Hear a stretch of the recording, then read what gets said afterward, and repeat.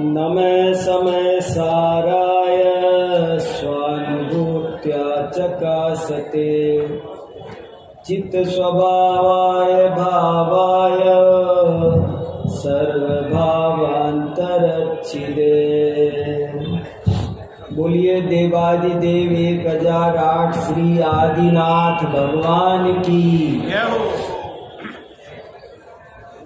पंच कल्याणक प्रतिष्ठा महोत्सव का बहुत ही पवित्र अवसर है। जैन धर्म में जितनी भी क्रियाएं बताई है उनमें से पंच कल्याणक मानो सर्वोत्कृष्ट क्रिया है। इसका नाम मात्र सुनने से भव्य जीवों को रोमांच होता है। पंच कल्याणक की शास्त्रों में बहुत महिमा गाई गई है। जो जीव पंच कल्याणक प्रतिष्ठा महोत्सव को देखते हैं, उसमें सम्मिलित होते हैं, उन्हें तत्काल सम्यक दर्शन की प्राप्ति होती है, ऐसा भी लिखा है। पंच कल्याणक प्रतिष्ठा महोत्सव सम्यक दर्शन का प्रबल निमित्त है। पंच कल्याणक प्रतिष्ठा महोत्सव क्या होता है? जैन धर्म के अनुसार प्रत्येक आत्मा परमात्मा बन सकता है और अनंत जीव ऐसा कार्य कर चुके हैं। हम और आप भी कर सकते हैं और करना चाहिए। बस इसी बात को समझाने के लिए ये पंच कल्याणक प्रतिष्ठा महोत्सव होता है। 5 कल्याणक हैं। ये जो प्रसंग है ये छोटा मोटा प्रसंग नहीं है, बहुत ही विशुद्ध भावों से करने का काम है ये। इधर प्रतिमा परमात्मा बनती है और इधर जितने लोग उस कार्यक्रम से जुड़े हैं वे भी परमात्मा बनने का पुरुषार्थ प्रारंभ करते हैं। आप सब इतनी बात जानते हैं, मुझे ज्यादा स्पष्ट करने की जरूरत नहीं है कि 5 कल्याणकों के माध्यम से इन 5-6 दिन में भगवान के पूरे जीवन को फिर से दोहराया जाता है। उसका प्रतिमा पर संस्कार किया जाता है और धीरे धीरे वो प्रतिमा न रहकर भगवान बन जाती है। पाषाण भगवान बन जाता है। तो हम तो इंसान हैं, वो तो अचेतन है, जड़ है, वो भगवान बन जाता है। यदि कोई व्यक्ति पंच कल्याणक में मन लगाकर भाग ले तो वो भी भगवान बनने के मार्ग पर आगे बढ़ जाता है। बस जरूरत इतनी सी है कि हम इसको बहुत विशुद्ध भावों से करें। आप ऐसा मत समझना कि ये पंच कल्याणक तो केवल उन लोगों का है जो इंद्र इंद्राणी बने हैं, राजा रानी बने हैं। नहीं, ये पंच कल्याणक प्रतिष्ठा महोत्सव इसमें जितने भी लोग सम्मिलित होते हैं सभी का होता है और सभी इसके पात्र बनते हैं। वो तो बोली दे ले करके मुख्य पात्र बने हैं, लेकिन हम और आप भी वास्तव में इसके पात्र बने हैं। ये जो जगह है ना, ये अब लाल किला मैदान नहीं है, अब ये अयोध्या नगरी है। और आप और हम कौन हैं? आप कोई चांदनी चौक का रहने वाला, कोई दरियागंज का, कोई विश्वास नगर का, कोई ग्रीन पार्क का, ऐसा है नहीं। हम और आप सब अयोध्यावासी हैं। आप भूल जाओ कि मैं आज सन 2022 में दिल्ली का रहने वाला हूं।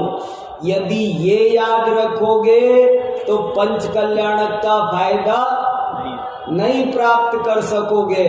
आप तो ये सोचो कि मैं भी अयोध्या का वासी हूं कि असंख्य वर्ष पहले ऋषभ देव के समय में, तब आपको सारी घटनाएं समझ में आएंगी क्या क्या हो रहा है, कैसे कैसे हो रहा है।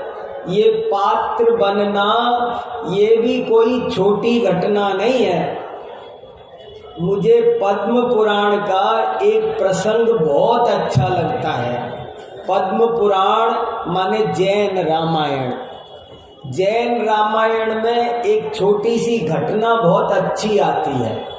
वो घटना ये है कि एक दिन रावण बहुत ज्यादा दुखी उदास बैठा है और मंदोदरी पूछ रही है कि हे स्वामी, इतने दुखी कैसे?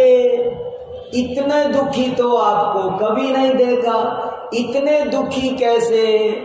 तो रावण कहता है कि मैं इतना दुखी इसलिए हूं कि मैं अब निराश हो गया। बोले क्या?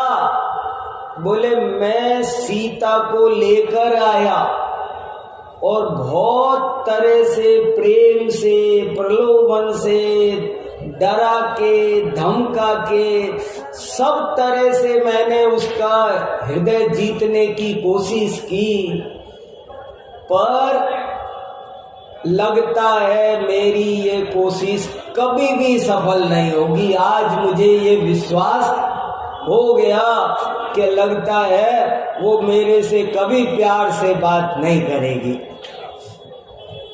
तो देखो मंदोदरी का राग। मंदोदरी कहती है कि हे स्वामी, आप तो बहुरूपणी विद्या जानते हो ना? वो बोला हाँ जानता हूं। तो मेरे कहने से आप ऐसा करो, आप राम का रूप धारण करो और राम का रूप धारण करके सीता के पास जाओ, देखो वो आपसे प्यार से बात करेगी।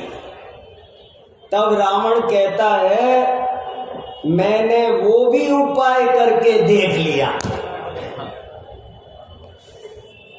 तो बोले क्या हुआ फिर? आप राम का रूप धर के गए, फिर भी आपसे उसने प्रेम से बात नहीं की। अरे बोले क्या बताऊं, जब मैं राम का रूप धारण करता हूं तो मेरे अंदर से पर स्त्री को पाने के भाव ही खत्म हो जाते हैं।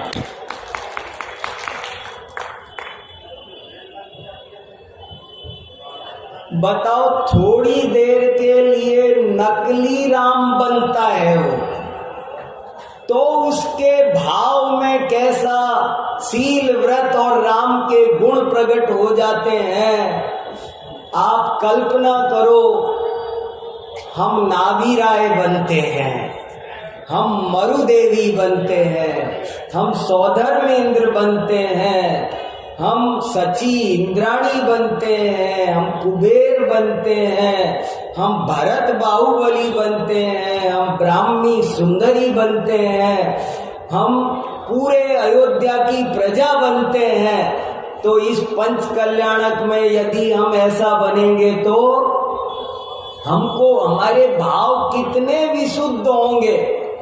आपको पता है, ये तो आप चले जाते हो घर, नहीं तो 5-7 दिन जो पंच कल्याणक होता है तब कोई जाता नहीं है। सबका यहाँ दिशा बंधन भी हो जाता है और उस पर फिर कोई असर नहीं होता।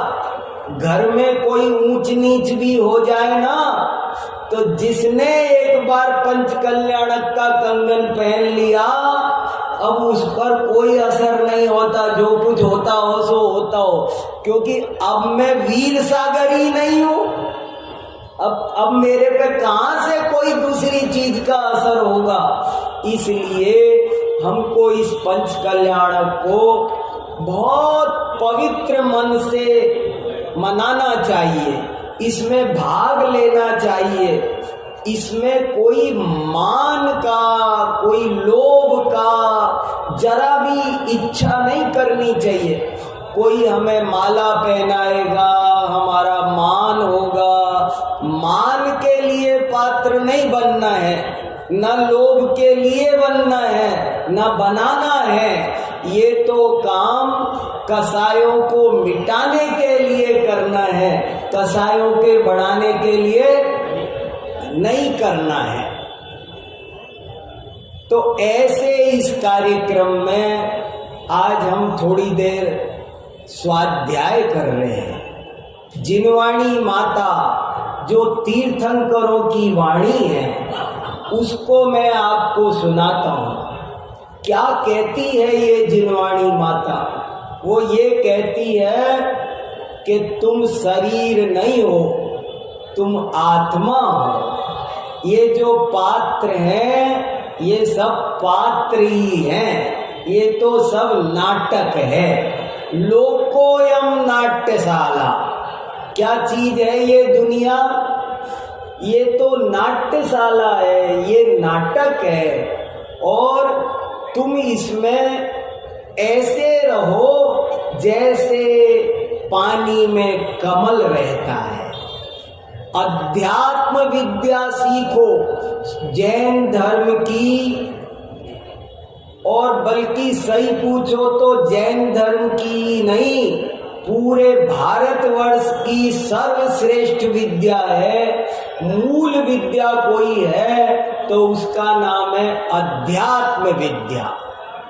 अभी दिल्ली में ही बहुत बड़ी वर्ल्ड कॉन्फ्रेंस हुई है अध्यात्म विद्या पर। बड़े बड़े वैज्ञानिक इकट्ठे हुए और उन्होंने ये कहा कि यदि जीवों को सुख शांति चाहिए, यदि समाज में और विश्व में भी सुख शांति चाहिए, तो सबको अध्यात्म विद्या सीखनी चाहिए।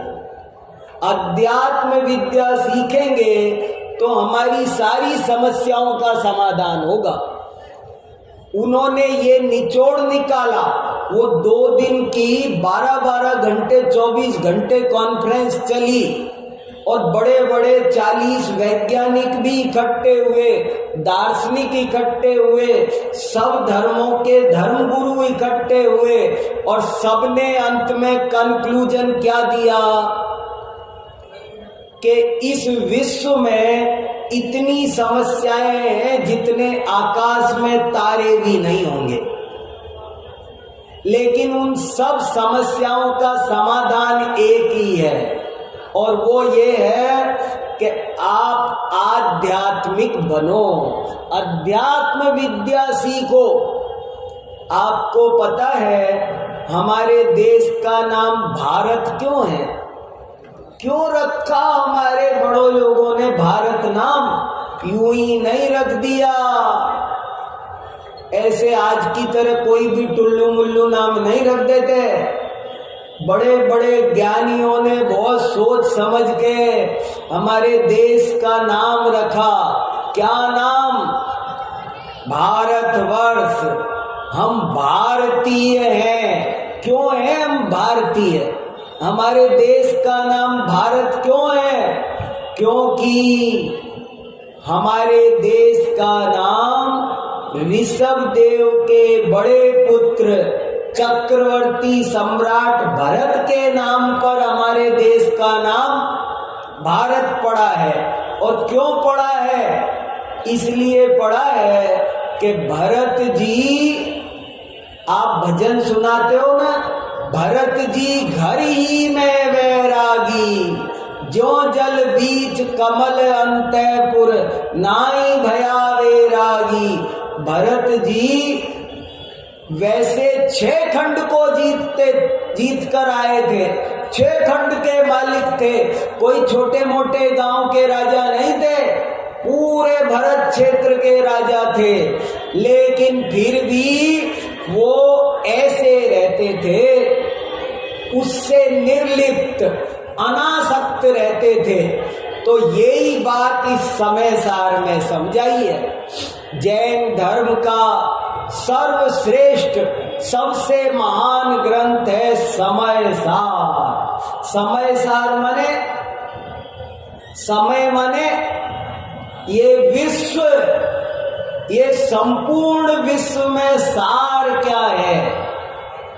अपना शुद्धात्मा।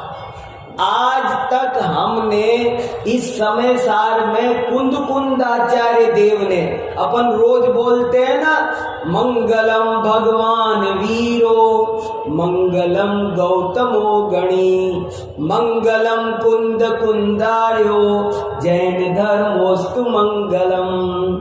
अपन कुंदाचार्य को भी याद करते हैं। उन कुंदाचार्य ने आज से 2000 साल पहले जन जन की भाषा में, प्राकृत भाषा में ये समय सार लिखा।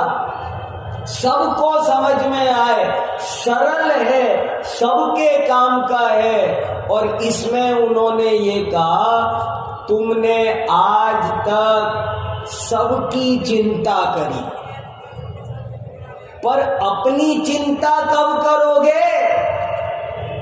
एक गिलास टूट जाए 10 रुपए का तो हम 2 घंटे परिणाम खराब कर लेते हैं। तो हमको उस 10 रुपए के गिलास की चिंता है और अपने परिणामों की चिंता नहीं है। ये प्रेस खराब ना हो जाए इसकी चिंता करते हैं, बाल खराब ना हो जाए जेब में कंघा रखते हैं। क्या किसकी चिंता नहीं करते हो? सबकी कद्र करते हो। टूटी चप्पल, फूटी बोतल, रद्दी अखबार, तुमको सबकी कीमत पता है। अपनी कीमत कब पता करोगे? इसमें सबसे पहले शुरू में लिखा देखो क्या, एयत निश्चय गधो समौ सौवत्थ सुंदरो लोगे बंद काये अत्ते तेण विसंवादिनी होदी। गजब की बात लिखी है। इस विश्व में 3 लोक में सबसे सुंदर क्या है? 3 लोक में सबसे सुंदर अपना आत्मा है। बताओ क्या है सबसे ज्यादा मूल्यवान, सबसे ज्यादा कीमती क्या है? हम हर चीज की कद्र करते हैं, हर चीज की कीमत जानते हैं। जैन धर्म कहता है तुम तो अपनी महिमा जानो, अपनी कीमत जानो, अपना श्रद्धान करो, अपने में लीन हो जाओ, तुम भी भगवान बन जाओगे। ऐसी गजब की बात इसमें लिखी है और यही अध्यात्म विद्या है। मैं छोटा था ना, तब एक बच्चों की कविता याद कराई थी हमको स्कूल में। वो कविता हम ऐसे बोलते थे, एक चिड़िया के बच्चे 4 घर से निकले पंख पसार, पूरब से पश्चिम को आए, उत्तर से दक्षिण को आए, घूम घाम कर घर को आए, माता को फिर वचन सुनाए। क्या सुनाए? देख लिया हमने जग सारा, अपना घर है सबसे प्यारा।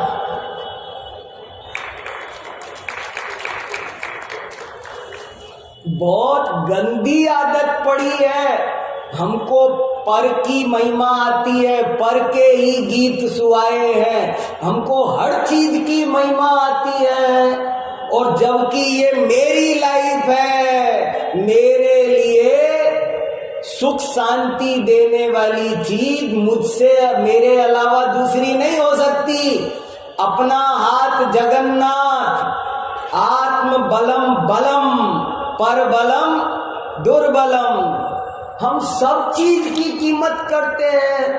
देखो क्या लिखा, साफ साफ लिखा, मैं अपनी तरफ से नहीं सुना रहा कुछ भी। क्या लिखा? एयत् निश्चय गदो समो सवत्थ सुंदरो लोगे। लोगे माने इस विश्व में, 3 लोक में सवत्थ सुंदरो, 3 लोक में सबसे सुंदर क्या? बताओ।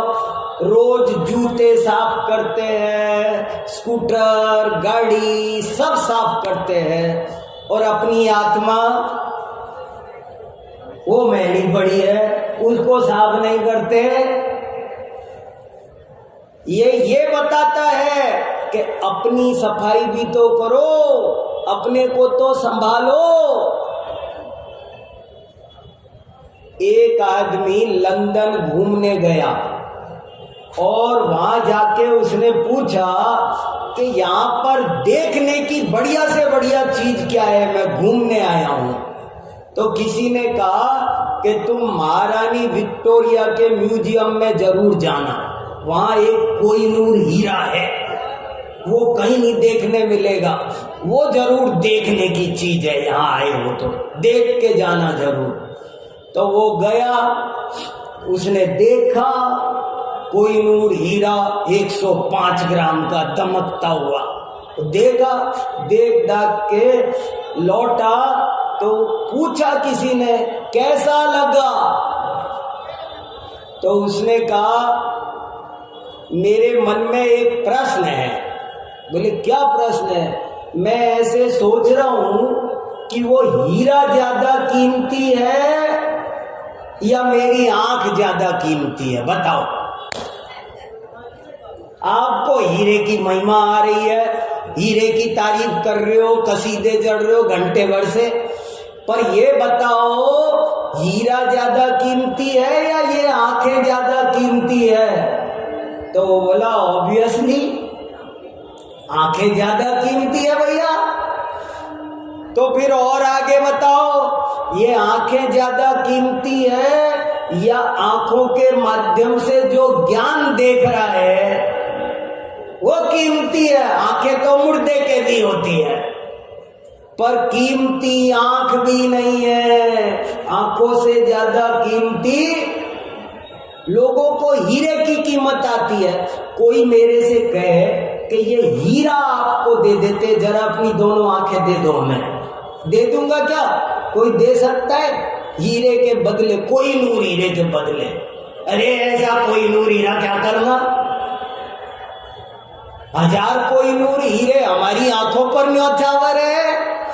तो आंखें कीमती है, और आंखों से भी ज्यादा कीमती आंखों के माध्यम से देखने वाला ज्ञान है, और ज्ञान से भी ज्यादा कीमती ज्ञान का मालिक, ज्ञान जैसे अनंत गुणों का धनी हमारा आत्मा है। हम वो आत्मा है। देखो मैं आपको कोई लच्छेदार ऐसे वैसी बातें नहीं सुना रहा, तोता मैना का किस्सा नहीं। जिनवाणी मेरे सामने रखी है, पंच कल्याणक का पवित्र अवसर है, और आप सब लोग भी है ना बहुत ही प्रेम से सुन रहे हो। मुझे सबके चेहरे दिख रहे हैं तो मेरे से बोला जा रहा है। आप लोग भी नहीं सुन रहे होते ना, बहुत पंच कल्याणकों के अनुभव अच्छे नहीं है, कुछ पंच कल्याणकों के अनुभव अच्छे नहीं है, कोई सुनता नहीं है तो हमारे मुंह से भी कुछ निकलता नहीं है। पर आप सुन रहे हो बहुत प्रेम से। मैं आपको जैन धर्म का सार सुना रहा हूं, मैं आपको जिनवाणी का सार सुना रहा हूं, और वो क्या सार है? भगवान कुंदाचार्य देव कहते हैं, सुध परिचिदानुभूदा सौव सविकाम भोग बंध कहा।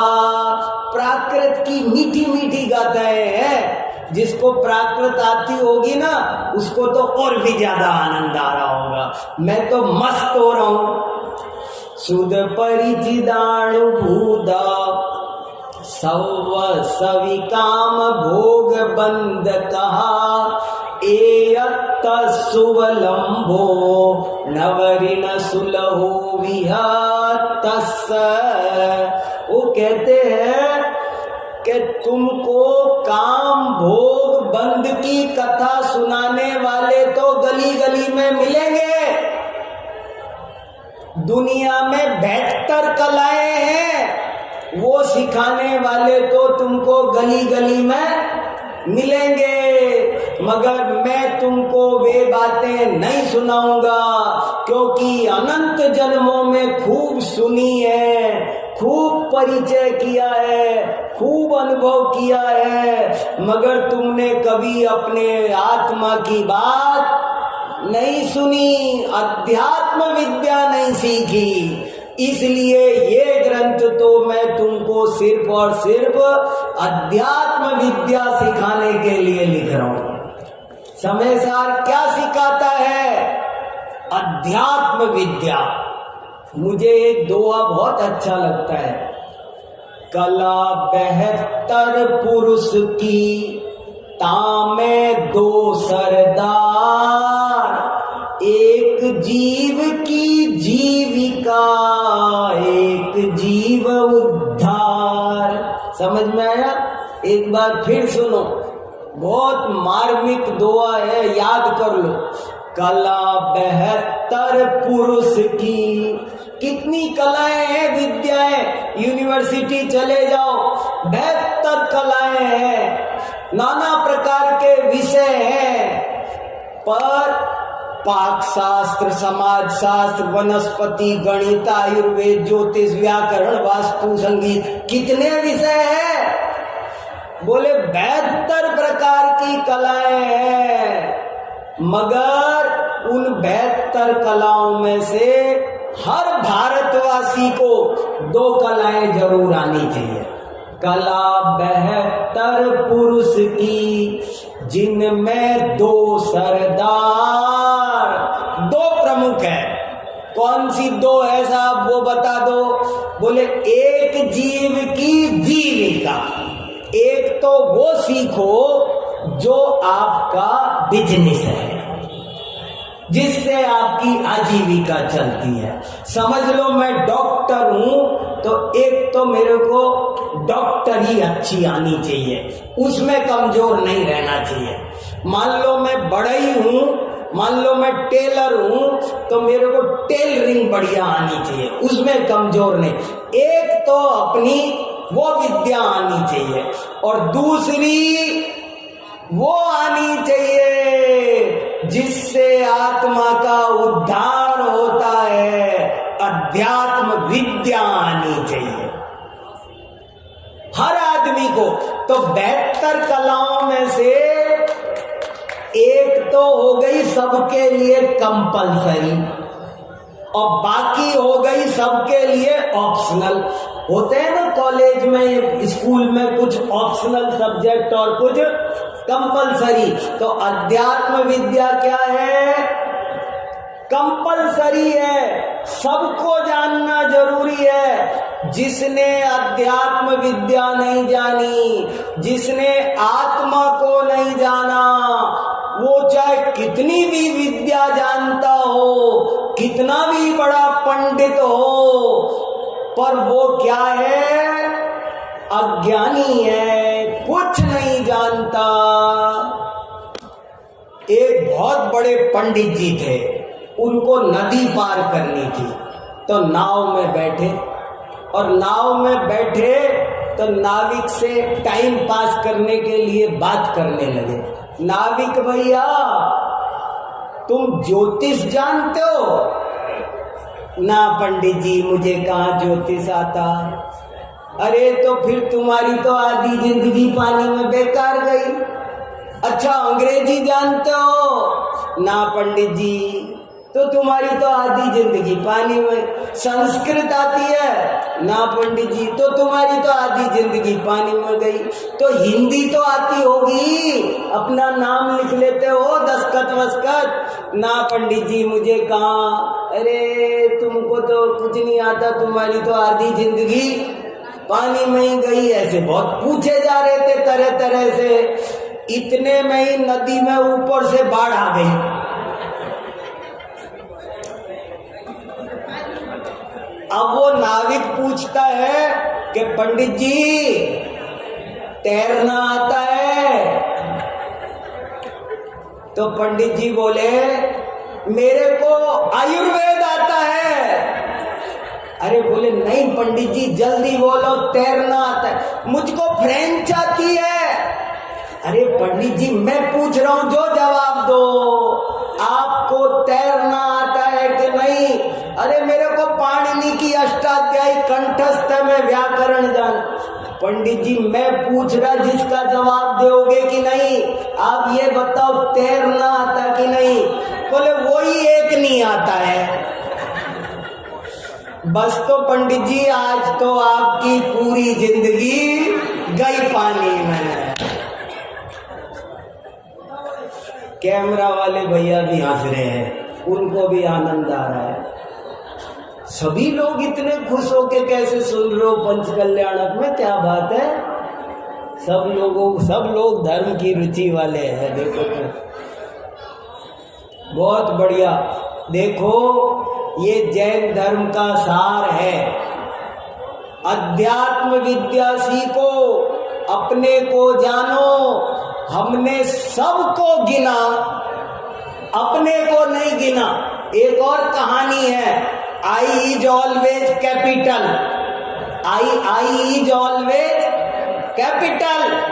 ये मेरी लाइफ है, तो हमको किसी भी कीमत पर अपनी लाइफ से खिलवाड़ करना नहीं है। एक और छोटा सा दृष्टांत है, हमारे आचार्यों ने सैकड़ों दृष्टांत दिए हैं। ये दृष्टांत भी मेरे अपने घर के नहीं, जिनवाणी में से सुना रहा हूं मैं। 10 लोग घूमने गए, 10 लोग घूमने गए। रास्ते में नदी आई, नदी पार की। नदी पार करके वे 10 दोस्त अब गिनने लगे कि हम सब आ गए कि नहीं आ गए, कोई रह तो नहीं गया। तो गिना उन्होंने, तो गिना तो 1 2 3 4 5 6 7 8 9, एक तो रह गया। दूसरा कहने लगा तुझे गिनना नहीं आ रहा होगा, रात कौन कौन रहा है, याद तो नहीं आ रहा कौन रहा, मैं गिनता हूं। उसने गिना तो उसने भी गिना, 1 2 3 4 5 6 7 8 9, सबने गिना, मगर गिनती कितनी आई? 9। और सब के सब वहीं बैठ के रोने लग गए। हमारा तो एक साथी पानी में बह गया। अब उसके माँ बाप को जाके क्या जवाब देंगे? एक साथी खो गया, हाय राम हमारा साथी बह गया। रो रहे थे सबके सब। इतने में ही वहां से कोई एक बुजुर्ग आदमी गुजरे। अरे बच्चों क्यों रोते हो? अरे अंकल हम 10 लोग घूमने आए थे और अब 9 ही रह गए। एक हमारा भी नदी पार की तब कोई साथी बह गया। तो उन्होंने गिन लिया। इतने में बोले ये तो है तो 10 ही, 9 कैसे बता रहे? तो बोले कितने आए थे तुम? बोले 10 आए थे अंकल, 9 रह गए। हैं कितने आए थे? बोले 10 आए थे। 10 तो हो तुम 10 तो हो। नहीं अंकल 9 ही है, देखो मैं गिन के बताता हूं। उसने फिर गिन के बताया, 1 2 3 4 5। अरे समझ गया क्या गड़बड़ हो रही है। फिर उन्होंने कहा तुमको गिनती भी नहीं आती, इधर आओ मैं गिन के बताता हूं। इधर खड़े हो जाओ लाइन से। 1, चलो इधर निकलो, 2 3 4 5 6 7 8 9 10। हे अंकल ऐसे कैसे हो गए? हमने तो सबने गिने 9, 10 कैसे हो गए? अरे बोले तुमने सबने अपने को नहीं गिना, दूसरे को गिनते रहे पर अपने को नहीं गिना। जब भी गिनती करो तो याद रखो 1 यहां से गिना करो। अभी कोई पूछे कि मंच पर कितने लोग बैठे हैं और मुझसे कहे गिनो, तो मैं कैसे गिनूं? ऐसे गिनूं 1 2? नहीं, एक, यहां से शुरू करो। समझ में आया? एक माने मैं, एक माने आत्मा। आत्मा संसार में सबसे ज्यादा महान है, सबसे ज्यादा पवित्र है, सबसे ज्यादा कीमती है। वो नहीं तो कुछ नहीं। जिसने आत्मा को नहीं जाना वो कुछ भी करे कोई फायदा नहीं होता, और आत्मा को जाने तो समझ लो, ऐसे उदाहरण दिया है शास्त्र में कि कोई आत्मा को ना जाने तो वो बोले जो भी करेगा ना वो खाली बिंदी बिंदी है बस, और आत्मा को जान ले तो बोले एक लगाओ। आत्मा माने एक, आत्मा माने एक, एक लिखा नहीं और बिंदी लगाए जा रहे हो, बाकी सब जीरो, और आत्मा है हीरो। एक तो लगाओ। मंदिर बनाया बहुत बढ़िया, और भगवान नहीं तो कितना बढ़िया मंदिर है, बहुत बढ़िया मंदिर बनाया, और भगवान नहीं उसमें तो कितना कीमती मंदिर है। बारात में वर नहीं हो और बैंड बाजे चार, घोड़ा गाड़ी आती सब है, वर नहीं है तो बारात बोलोगे? भीड़ है भीड़, वर के बिना बारात नहीं होती, और वर हो तो चाहे चार लोग जा रहे हो बिना बैंड बाजे के, उसका नाम बारात है। ऐसे ही जिसने आत्मा को जाना उसने सबको जाना। मैं ज्यादा क्या बोलूं, यही कहना है कि सब लोग अध्यात्म विद्या जरूर से जरूर सीखो। किसी को कोई दिक्कत हो तो हमारी यूनिवर्सिटी में आ जाओ। हम लाल बहादुर शास्त्री यूनिवर्सिटी में जैन दर्शन पढ़ाते हैं। जो डिप्लोमा करना चाहे उनको डिप्लोमा कराते हैं, शास्त्री कराते हैं, आचार्य कराते हैं। सेंट्रल गवर्नमेंट की यूनिवर्सिटी है, प्राइवेट मामला नहीं मेरे घर का। आपको जो वहां से डिग्री मिलेगी वो 7 समंदर पार अमेरिका में भी वैलिड है। तो ऐसी आप बहुत आराम से मन लगा के कोई तो शास्त्री करो, आचार्य करो। जैन दर्शन यूनिवर्सिटी में चला रखा है, गवर्नमेंट ने आपके लिए चला रखा है। तो इसलिए अभी हम तत्वार्थ सूत्र पढ़ा रहे हैं। 60 लोग तो अजैन पढ़ रहे हैं, अजैन 60 लोग तत्वार्थ सूत्र पढ़ रहे हैं। तो सब ग्रंथ पढ़ते हैं। जैन धर्म की अपरंपार महिमा है। विद्यानंद महाराज को आप जानते होंगे, और वही कुंद भारती के बगल में है, और वही मुझे कहते थे कि तुम तो समय सार सुनाओ, सबको बताओ। अध्यात्म विद्या ही जैन धर्म की मूल विद्या है, भारत की मूल विद्या है। तो आप सब इस अध्यात्म विद्या को सीखो और आत्मा से परमात्मा बनने का पुरुषार्थ प्रारंभ करो। मैं इसी पवित्र भावना के साथ मेरी वाणी को यहीं विराम देता हूँ।